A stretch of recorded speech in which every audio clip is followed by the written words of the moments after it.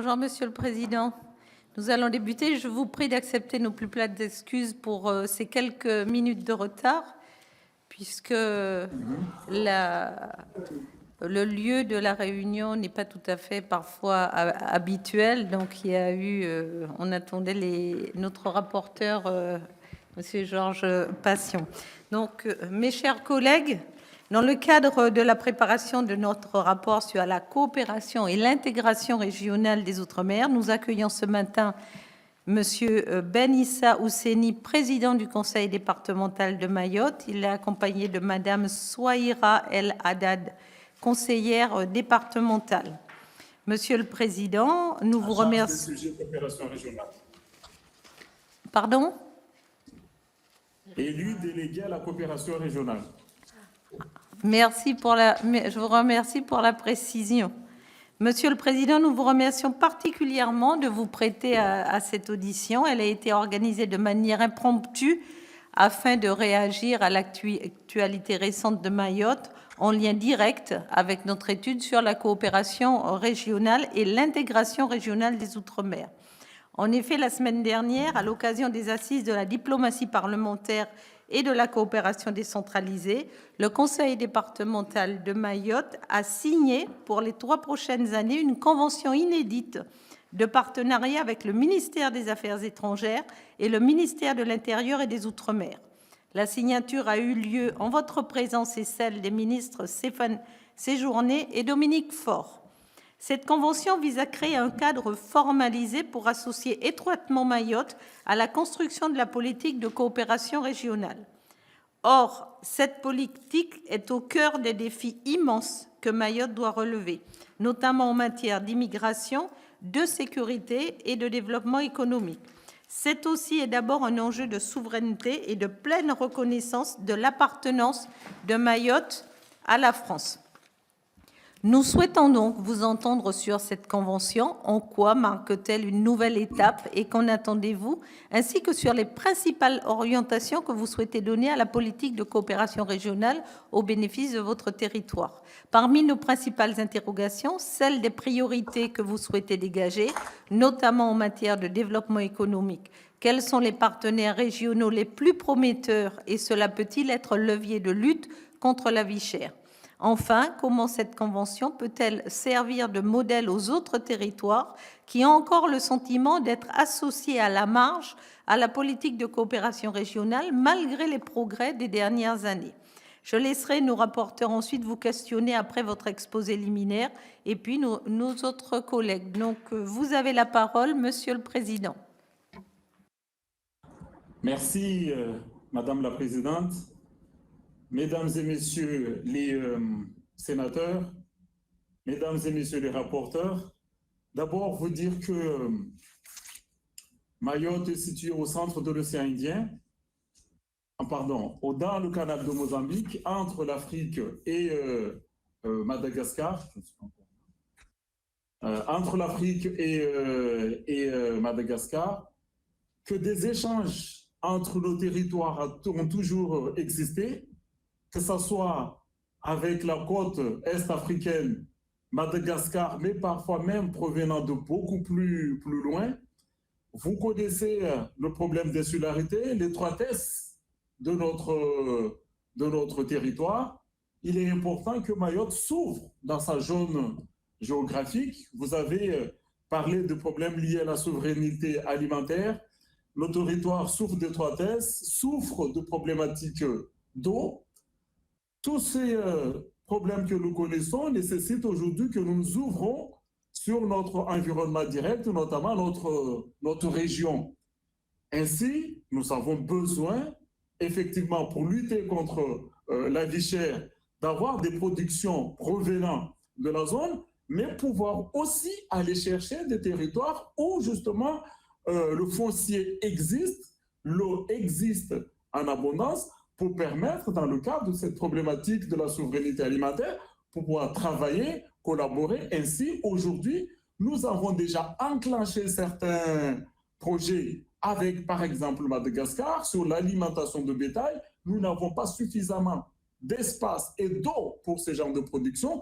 Donc, nous allons aujourd'hui travailler avec Madagascar pour pouvoir produire chez eux, mais pour le bétail ici, à Mayotte.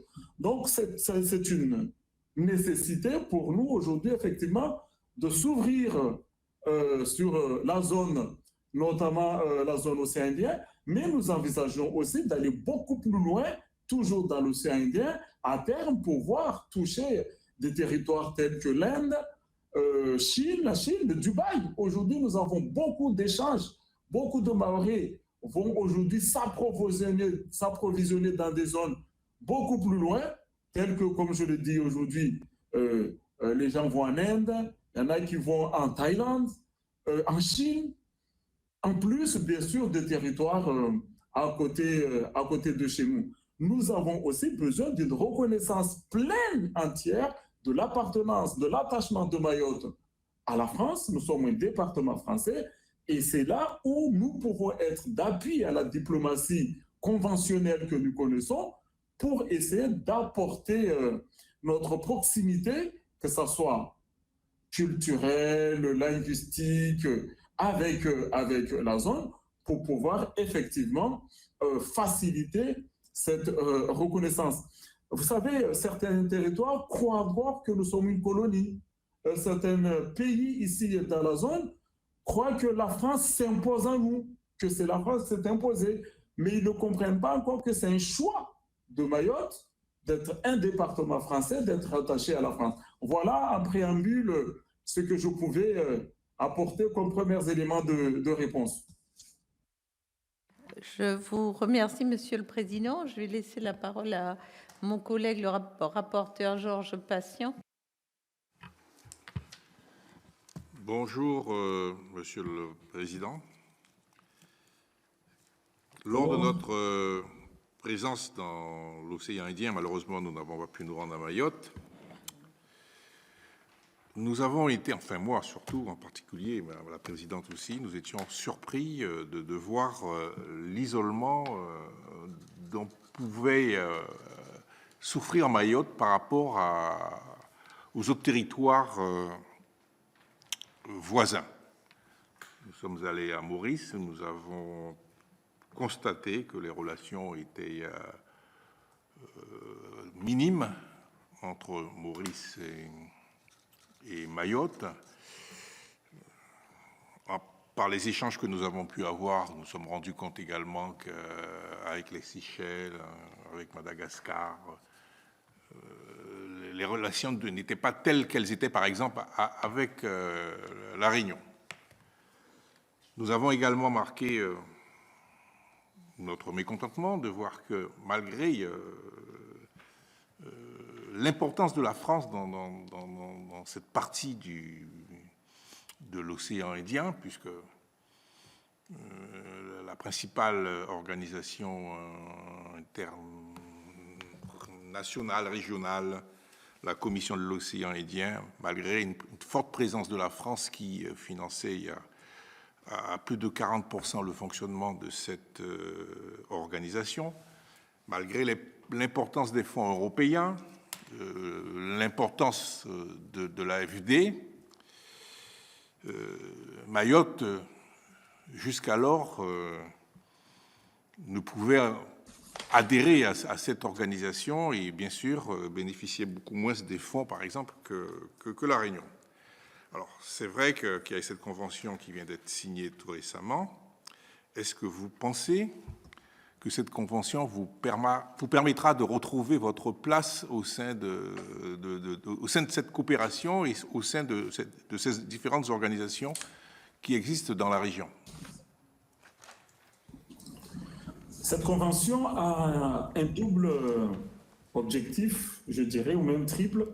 D'abord, effectivement, le renforcement de la place de Mayotte et de son influence dans l'océan Indien, la reconnaissance internationale en tant que département de Mayotte, en tant que département et région ultra-périphérique de l'Europe, plus la partie formation de nos agents dans les missions diplomatiques, pour former nos agents, pour monter en compétence de cette manière. Effectivement, nous, aujourd'hui, nous souffrons effectivement d'une reconnaissance de Mayotte, vous l'avez dit, les contacts avec la diplomatie ou l'État mauricien est assez restreint, minimaliste aujourd'hui. Et effectivement, cette convention a pour objectif justement de nous accompagner ou de pouvoir participer avec participer dans la diplomatie française pour recréer les liens, parce qu'effectivement, il y a le lobbying comorien que nous connaissons qui fait croire partout que Mayotte ne peut pas être un département français, mais Mayotte, c'est un territoire d'abord qui doit être rattaché aux Comores. Donc de ce fait, nous avons des difficultés parce que le travail n'a pas été fait suffisamment.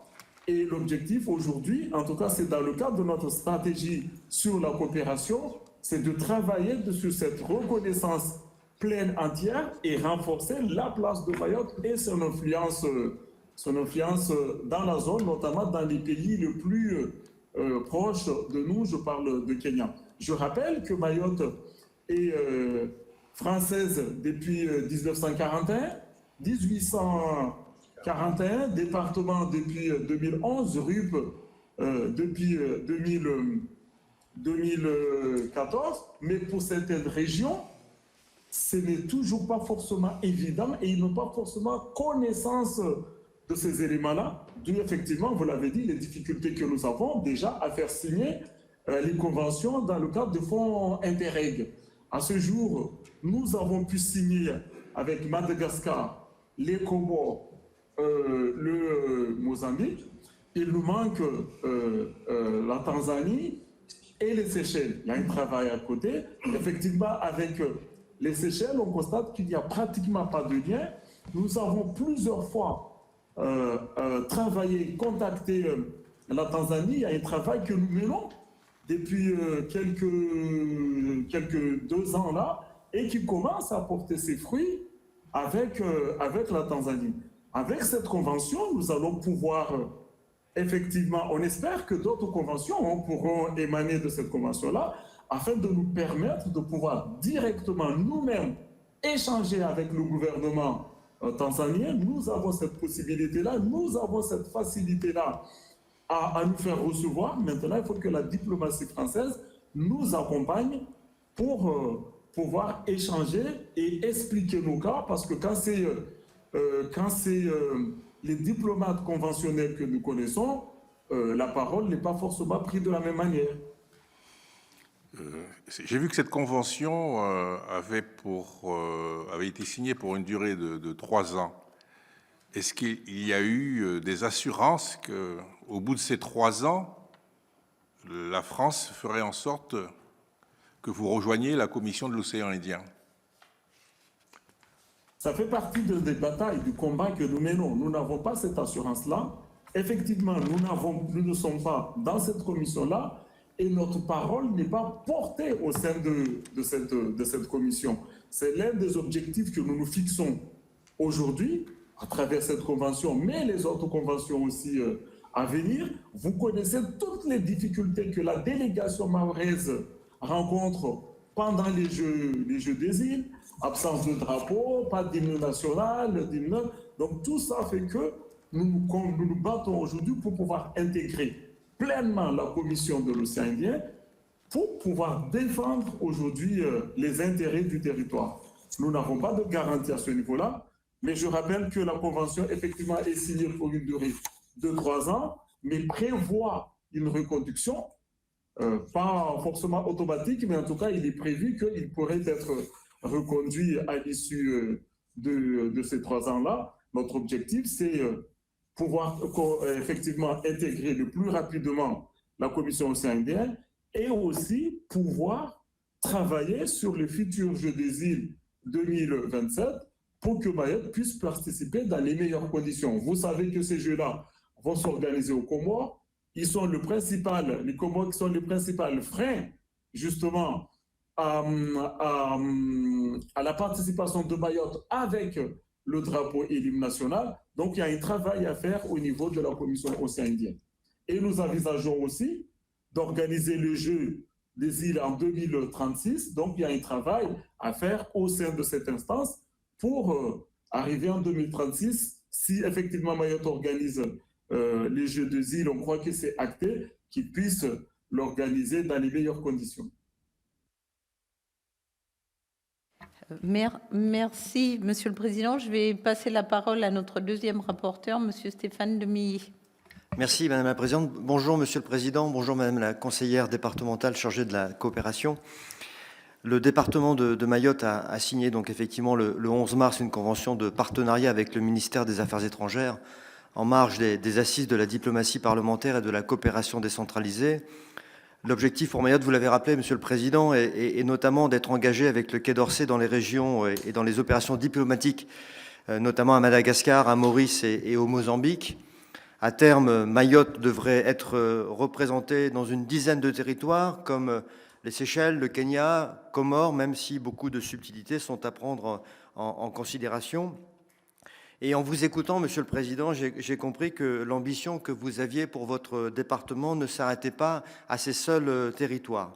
Et donc, je voudrais vraiment vous féliciter et saluer la signature de cette convention qui doit permettre à Mayotte de mieux se faire connaître des causes africaines pour développer les échanges culturels et économiques. Il s'agit de mesures déterminantes pour votre département le plus pauvre de France, le plus jeune de France, dont l'économie a récemment subi un nouveau choc avec les barrages qui l'ont paralysé pendant plus d'un mois, affectant, et vous le savez, beaucoup d'entreprises de votre territoire. Entre les violences qui rendent chaque déplacement hasardeux et la sécheresse qui a obligé les Mahorais à vivre sans eau courante jusqu'à 2 jours sur 3, les entreprises et les administrations disent toute la difficulté qu'elles ont à recruter et à garder des employés partis en masse ces derniers mois. Mais tous ces problèmes internes qui sont extrêmement pesants pour les élus du département n'occultent pas, et on l'a bien entendu, vos ambitions extérieures, et je voulais une nouvelle fois vous féliciter pour cela. Vous avez commencé à répondre à la question que j'avais prévu de vous poser, mais je vais quand même vous la poser de façon un petit peu plus large. Monsieur le Président, quelles seront les prochaines étapes pour venir renforcer de futurs liens de coopération économique avec les pays voisins ?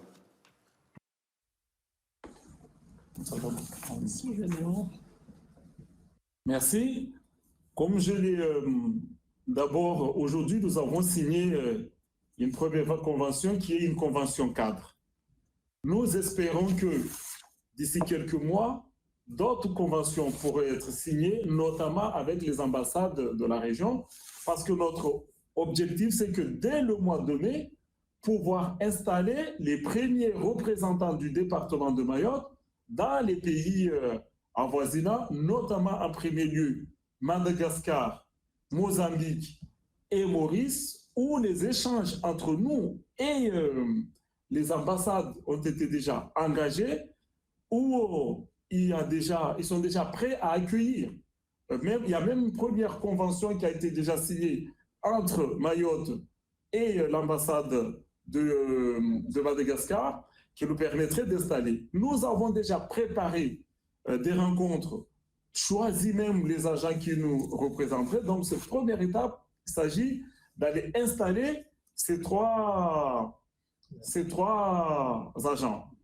Et l'étape suivante consiste à travailler avec d'autres territoires. Comme je l'ai dit, Kenya, qui est aujourd'hui le pays qui monte en puissance dans la zone, la Mozambique, et à terme, encore une fois, les plus loin, Djibouti et autres. Comme je le disais, le développement, vous l'avez dit, notre territoire souffre d'attractivité, c'est une réalité. Notre hôpital souffre de réalité. On a aussi aujourd'hui de plus en plus de difficultés à faire venir des médecins de la France hexagonale. Nous souhaitons aussi que des premiers échanges, un travail soit mené pour nous permettre aujourd'hui de travailler avec des infirmières, des sages-femmes, des médecins, des corps hospitaliers de la zone qui peuvent nous accompagner. C'est déjà mis en place avec certains pays européens. Nous, on croit que nous pouvons aujourd'hui nous ouvrir, notamment en Inde. J'ai eu une visite récemment des représentants de l'ambassade de l'Inde, pas l'ambassade, du consulat général d'Inde à La Réunion, qui, effectivement, ont fait part de la possibilité de l'Inde d'envoyer, si toutes les conditions sont réunies, des agents hospitaliers ici sur Mayotte. Je le rappelle, comme je le dis tout à l'heure, il y a déjà des échanges économiques entre Mayotte et certains territoires. Aujourd'hui, Madagascar, nous achetons beaucoup à Madagascar. Nos entreprises, des investisseurs maoris commencent aussi à s'installer à Madagascar, notamment dans l'hôtellerie, mais aussi dans l'informatique et dans le numérique. Nous accompagnons nos entreprises à participer à certains forums économiques, que ce soit en Tanzanie, que ce soit au Mozambique et beaucoup à Madagascar. Et récemment, nous avons fait aussi l'île Maurice. On voit que nos entreprises veulent échanger. Récemment, j'ai reçu quelques représentants des chefs d'entreprise qui me disent qu'ils ont commencé là aussi à aller chercher des professionnels, du personnel dans les territoires voisins. Notamment, j'en connais qui m'expliquait qu'il est dans l'assainissement.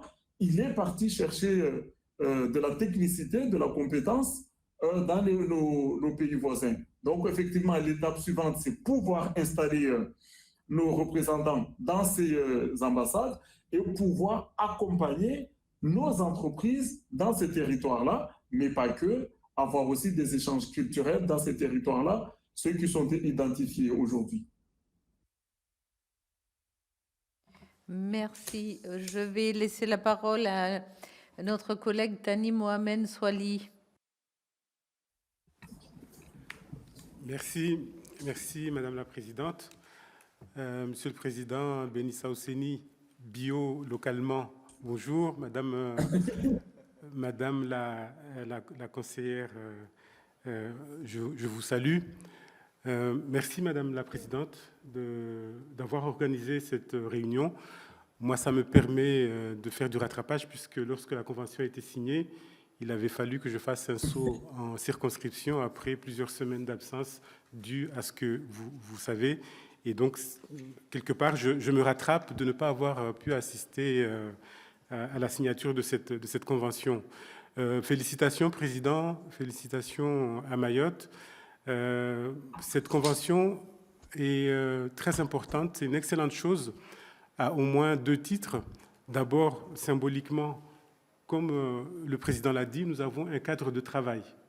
Avant, de tels écrits se faisaient dans le dos de Mayotte. Je rappelle la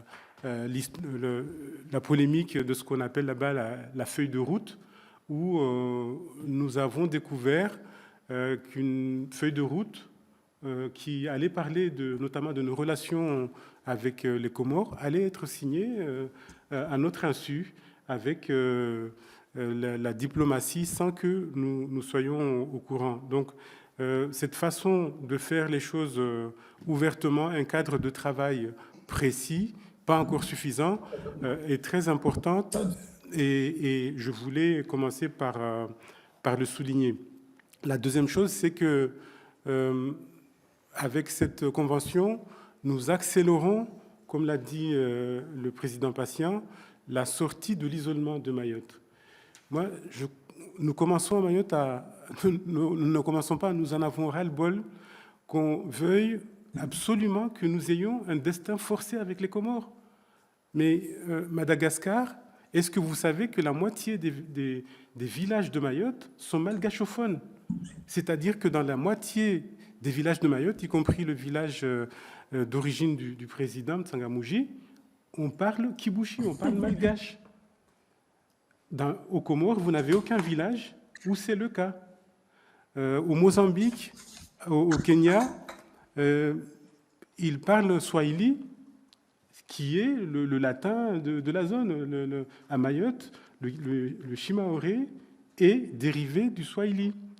Donc, on arrête de nous amener vers ce destin forcé que nous ne voulons pas et sur lequel nous nous sommes prononcés à plusieurs reprises. Voilà. C'est une prise de conscience que n'avait pas forcément le Quai d'Orsay. Et encore une fois, c'est une bonne chose. Ça ne veut pas dire que c'est l'alpha et l'oméga. Mais moi, j'espère que la prise de conscience ne sera pas limitée au pays, à la France, mais que aussi les autres pays qui composent la COI et notre cousine, la Réunion, vont jouer le jeu aussi. Parce que la France ne peut pas, d'un côté, avec l'Europe, financer ces instances internationales, et puis que ces pays tolèrent que Mayotte soit exclue de ces instances. À titre anecdotique, mais c'est parlant, aujourd'hui, le président des Comores a félicité Vladimir Poutine de sa brillante réélection. Donc voilà la personne avec laquelle on veut nous pousser à traiter. Moi, je pense que la France devrait tirer les conclusions de tout cela et ne pas continuer à traiter avec un dictateur, un putschiste, parce que Azali Assoumani est venu au pouvoir en faisant un putsch, et nous avons suffisamment de pays aux alentours avec lesquels nous avons des liens privilégiés et avec lesquels nous voulons nouer des rapports sains pour qu'on arrête de nous bassiner avec les Comores. Et peut-être que les Comores se rendront compte qu'en fait, il n'y a pas vraiment le choix. Si ils veulent s'en sortir, ils doivent aussi coopérer avec nous. Je terminerai en disant que effectivement, cette étape est très importante, mais pas suffisante, parce que si les moyens ne viennent pas accompagner ces efforts, et d'abord des moyens de persuasion, la France, qui désormais fait confiance aux Mahorais, aux élus locaux en signant ce genre de convention, eh bien, doit aussi user de tout son poids diplomatique pour que ces pays amis de la France et le département voisin et cousin, la Réunion, puissent enfin accepter que Mayotte joue un jeu à égalité avec les autres territoires. Nos jeunes ne demandent qu'une chose, c'est de performer et d'entendre la Marseillaise quand ils gagnent ces compétitions. Nous ne demandons pas l'impossible, et donc j'espère que ici nous sommes à un tournant et que désormais les choses vont aller en s'améliorant. Merci Madame la Présidente. Merci, chers collègues, et merci pour cette brillante intervention. Et je comprends parfaitement l'émotion que tu transmets à travers ça, parce que nous partageons aussi. Et effectivement, le Sénat, c'est l'Assemblée des collectivités, et il est parfois surprenant de voir que des Français ne puissent pas bénéficier, brandir et être fiers de leur drapeau national et de leur hymne national. Madame, je vais passer la parole à ma collègue Viviane Artigal. Merci Madame la Présidente. Bonjour Monsieur le Président, Madame la Vice-Présidente. Merci d'être là aujourd'hui avec nous. Donc, moi, je suis sénatrice des Hautes-Pyrénées. Rien à voir avec les Outre-mer, mais je suis à la délégation aux Outre-mer depuis 2017 et connaisseuse de Mayotte. Je rejoins vraiment ce qu'a dit Tani.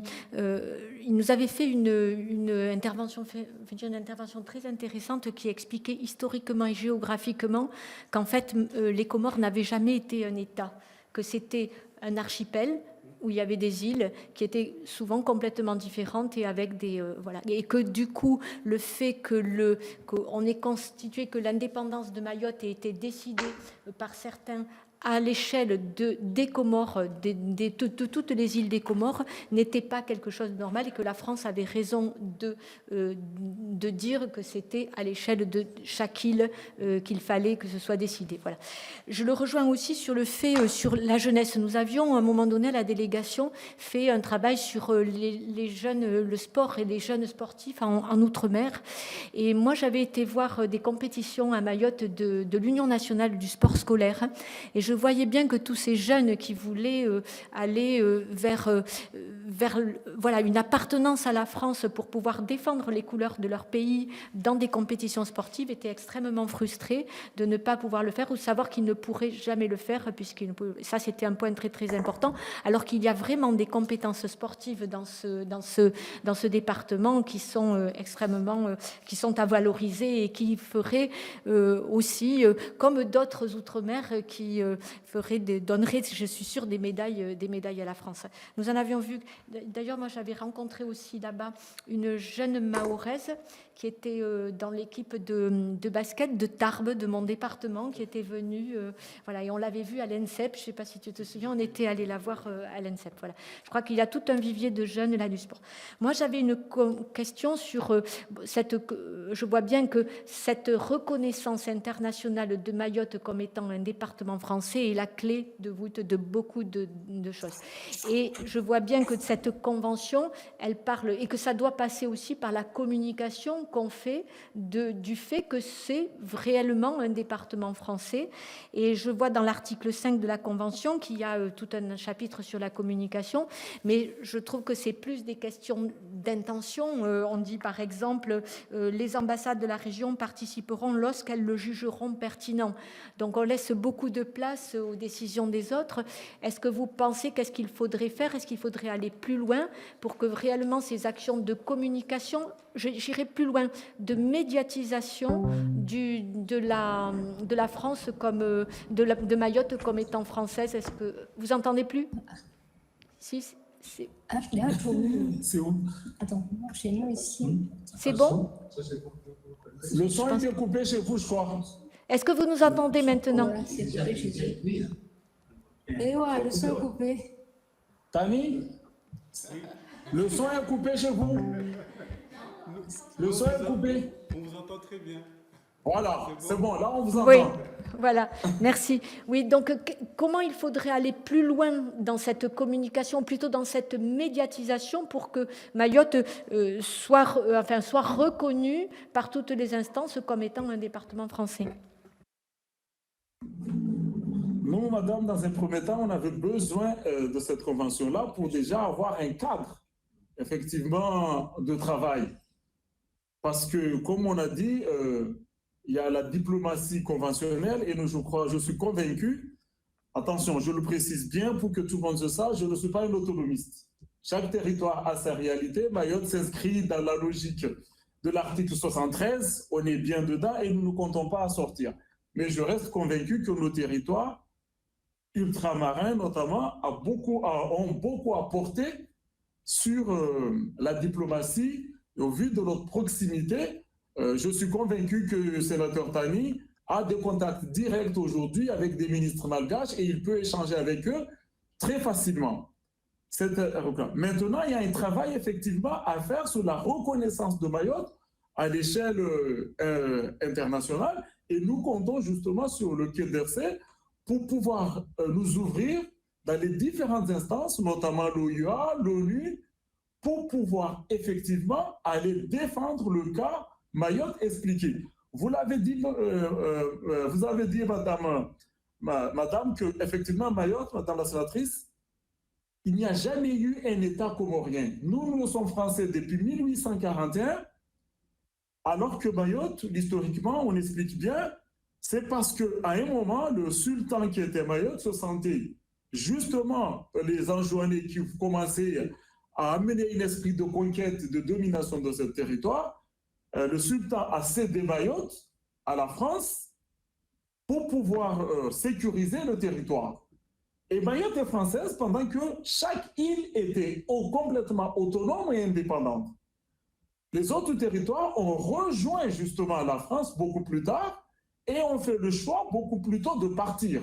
C'est eux qui ont fait le choix de quitter la France. Nous, on a continué notre parcours signé depuis 1841 de Mayotte française.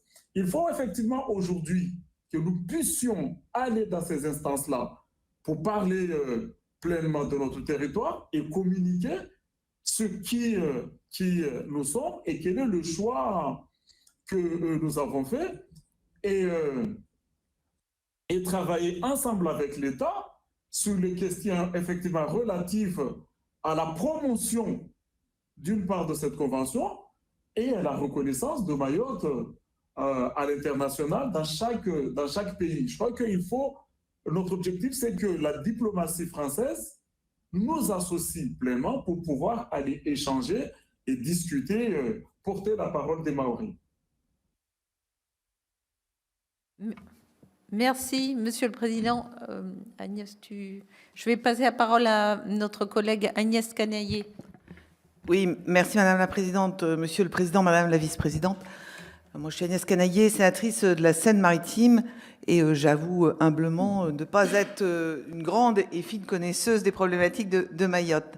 Néanmoins, je siège à la Commission des lois avec votre sénateur Thani Mohamed Soali, et je me posais une question sur les enjeux de cette convention, dont je comprends bien que c'est pour vous donner les moyens d'intervenir et d'agir dans le cadre de la coopération décentralisée, notamment dans les relations internationales avec les autres États en proximité. Mais je me posais la question de savoir si ça avait des enjeux aussi, alors j'ai bien compris les enjeux agricoles, souveraineté notamment alimentaire, mais est-ce que ça a des enjeux aussi en matière de coopération policière, judiciaire, militaire? Est-ce que c'est des sujets sur lesquels vous êtes associés?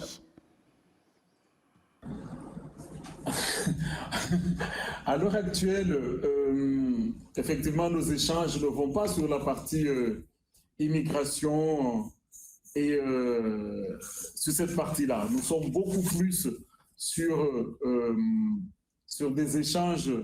Nous ne sommes pas encore associés sur la partie migration. Moi, je ne cache pas. Nous espérons que ces sujets-là, nous pourrons les aborder ensemble avec l'État. Et notre point de vue sur ce sujet sont à regarder seront peut-être regardés dans les futures conventions. Mais nous avons demandé effectivement que des échanges dans ce sens-là puissent être mis en place, que nous puissions être associés aujourd'hui, parce que vous connaissez la situation que nous vivons en matière de l'immigration, et nous faisons à Mayotte la corrélation entre l'immigration et l'insécurité que nous vivons. Là aussi, je crois que nous devons être pleinement mis dans la boucle pour pouvoir échanger, mais ce n'est pas le cas aujourd'hui sur ces sujets-là.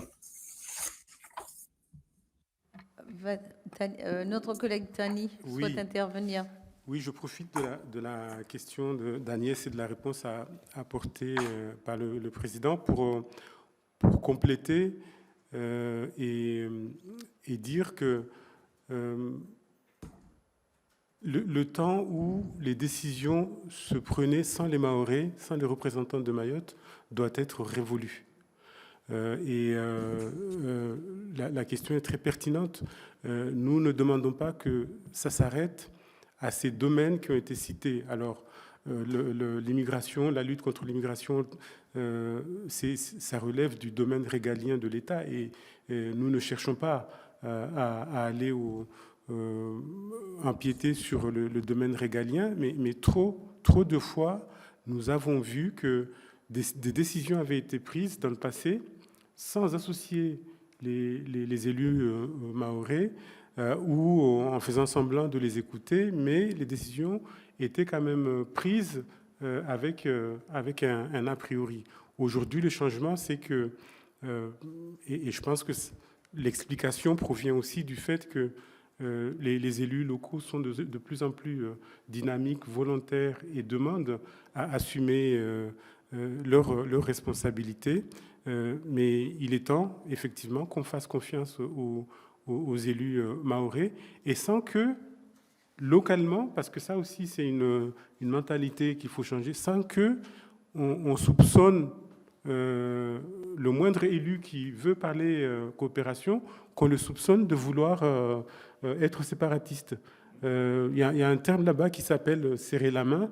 Ça veut dire, les serrer la main, c'était pendant l'époque où on se séparait des Comores. Les serrer la main, ce sont ceux qui sont restés indépendantistes, donc pro-comoriens, et les autres sont des sorodas.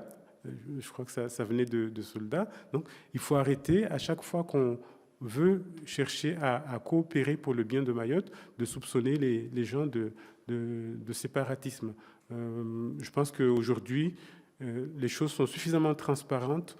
tout ce qui se fait, tout ce qui se dit et sur la place publique pour qu'on arrête de se soupçonner entre nous, de serrer la main et de je ne sais quoi. Merci, chers collègues. Stéphane Demilly souhaitait apporter une Oui, précision. une dernière et petite question, Madame la Présidente. Monsieur le Président, cher collègue Billot, si je reprends l'acronyme que nous a dévoilé tout à l'heure Tani, je voulais savoir si le cadre stratégique de coopération décentralisée d'action internationale du Conseil départemental de Mayotte que vous aviez adopté en 2018, qui avait été donc signé par votre prédécesseur, est-ce qu'il va être révisé ? Il ne va pas être fondamentalement être modifié, mais vous savez, ces cadres stratégiques, ce sont des documents vivants. Nous allons effectivement le faire évoluer pour l'adapter aux réalités d'aujourd'hui. Comme je l'ai dit en amont, nous voulons élargir le périmètre d'action pour nous ouvrir à d'autres pays comme l'Inde, la Chine, la Malaisie, peut-être le Singapour, le Thaïlande. Donc voilà, donc nous souhaitons intégrer. Dans ce cadre-là, on avait inscrit, si je ne me trompe pas, 8 ou 9 pays qui étaient nos voisins directs et un peu plus haut, Djibouti. Mais aujourd'hui, nous avons l'ambition du territoire à moyen et long terme, c'est de s'ouvrir dans l'ensemble de la zone. Aujourd'hui, les Maoris vont beaucoup plus loin dans le cadre de leurs échanges, notamment commerciaux, culturels. Ils vont au Sénégal, ils vont beaucoup plus loin à Dubaï. Donc, effectivement, nous avons l'ambition de faire évoluer ce document pour l'élargir. Merci, Monsieur le Président. Madame Souaïra El Haddad, souhaitez-vous ajouter quelque chose?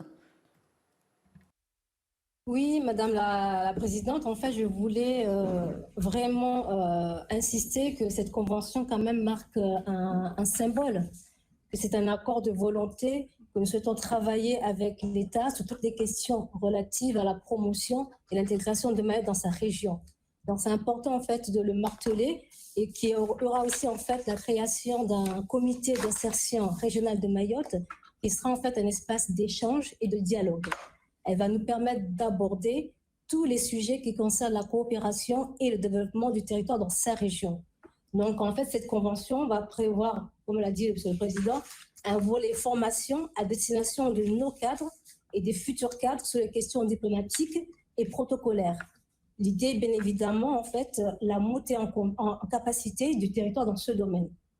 Par ailleurs, en fait, elle prévoit d'une façon générale d'associer le département à la politique étrangère de la France dans la région, ce qui répond parfaitement à la mesure 54 du SIOM du 18 juillet 2023, intitulée « Associer les territoires ultramarins à la politique étrangère de la France ». Donc, c'est important en fait de le souligner que cette convention quand même marque, comme vous l'avez dit en préambule, une étape inédite pour Mayotte et aussi notre reconnaissance en matière donc internationale. Ouais. Merci, Madame. Je voulais revenir sur le propos liminaire, Monsieur le Président. Vous avez évoqué le manque de foncier et le déficit en eau, qui sont des freins à vos objectifs de souveraineté alimentaire. Vous avez aussi évoqué les relations que vous avez tissées, notamment avec Madagascar, en matière de développement agricole. Moi, je voudrais vous demander quel est le modèle agricole que vous envisagez de développer. Est-ce une agriculture intensive? Est-ce une agriculture de petites fermes agricoles? Comment va s'organiser cette coopération agricole? Parallèlement, le magazine Forbes a publié un article sur Mohamed Dewji, qui est un homme d'affaires le plus riche de Tanzanie et qui ambitionne de faire de la Tanzanie une puissance dominante dans le secteur agroalimentaire en développant justement une agriculture intensive. Comment voyez-vous, selon vous, cette annonce? Est-ce une opportunité pour Mayotte ou plutôt une inquiétude qui permettrait d'être un frein au développement des agriculteurs mahorais en Tanzanie? Je voudrais d'abord dire, comme je l'ai dit en amont, que effectivement, notre île est petite. Nous avons un déficit d'eau connu et que de toute façon, sous le territoire de Mayotte, nous n'avons pas la capacité de développer ce que vous appelez une agriculture intensive sur des grandes superficies. Ça, nous n'avons pas cette possibilité, même si vous voulez. Chez nous, à Mayotte, aujourd'hui, on est sur des petites exploitations à taille humaine et c'est ce que nous continuons à appuyer. Mais force est de constater aussi qu'aujourd'hui, nous manquons de tout en produits alimentaires. Que ce soit des légumes, des fruits. Vous savez que par moment, le kilo de tomates peut atteindre à Mayotte les 12-15 euros. Nous avons le même problème avec les oignons qui récemment atteint un niveau de 15 euros alors que d'habitude, il se vend autour de 3 euros le kilo. Par ailleurs, le monde agricole ne nous a pas attendus.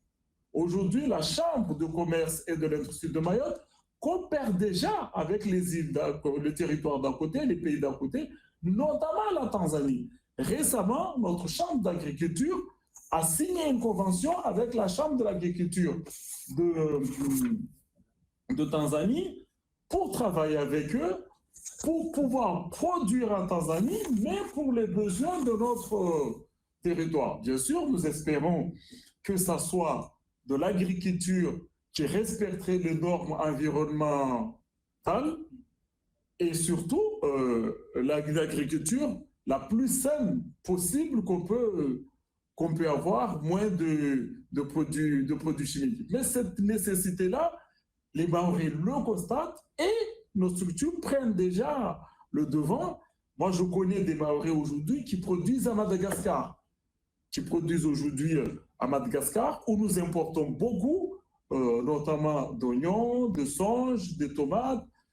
Et c'est pour ça que je souhaite que nous ouvrons aussi très rapidement vers le Kenya, qui est connu à ce niveau-là en matière de production agricole. Et surtout, c'est l'un des pays qui est le plus proche de nous, avec un grand port qui est tourné vers Mayotte, où il y a déjà des liaisons connues, aujourd'hui les liaisons maritimes. Et par ailleurs, je le dis, certains porteurs de projets aujourd'hui travaillent aussi sur la partie transport maritime, dans cet objectif, dans cette perspective-là, de pouvoir faire circuler les productions de la zone et pouvoir les faire venir aujourd'hui à Mayotte pour permettre à Mayotte de s'alimenter en produits frais. Donc ces échanges ont de toute façon été déjà entamés.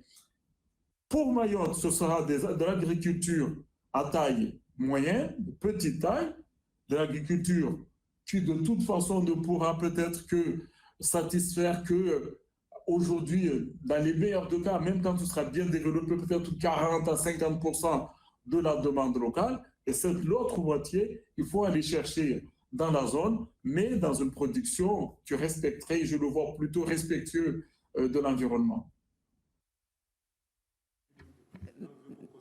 Merci, Monsieur le Président. Et oui, j'ai bien compris que vous êtes très attaché à une agriculture bio et respectueuse de l'environnement. Donc, nous apprenons avec plaisir que vous avez déjà développé un certain nombre de relations et que cette convention, quelque part, vient sceller, vient confirmer votre désir, votre volonté de vous ouvrir sur les territoires un peu plus proches, mais aussi assez loin, puisque vous avez parlé de l'Inde, de la Chine, de la Thaïlande. Donc, c'est plutôt une très belle opportunité pour Mayotte. Nous espérons que cette convention puisse aussi, ces échanges puissent prospérer, comme vous l'avez dit, avec plusieurs autres conventions dans d'autres domaines. Et comme l'a évoqué aussi ma collègue de la commission des lois, pourquoi pas arriver après à de la coopération en matière de sécurité, puisque nous savons aussi que le canal du Mozambique, c'est un lieu stratégique, que Mayotte occupe une place quand même relativement importante pour la France et qu'il a lieu d'exploiter toutes les opportunités. Je pense que nous avons fait le tour de cette audition, donc je vous remercie de nous avoir apporté tous ces éclairages et nous espérons de tout cœur. La délégation restera très attentive à la situation de Mayotte. Et nous espérons que cette convention soit vraiment le point de départ d'une belle coopération, d'une belle insertion de Mayotte et qu'elle puisse rayonner et faire rayonner la France dans le canal du Mozambique. Merci à vous. J'apporte juste une précision que le 18 avril, nous accueillons à Mayotte la conférence des ambassadeurs. Et ce sera l'occasion aussi, et j'espère que le sénateur Tani vous inviterait à participer à cet événement. Et ce sera aussi l'occasion d'échanger avec l'ensemble des ambassadeurs, notamment de la zone, sur la suite et le déploiement de cette convention. Merci à vous et bon après-midi. Merci. Merci à tous. Merci, Monsieur le Président. Alors, justement,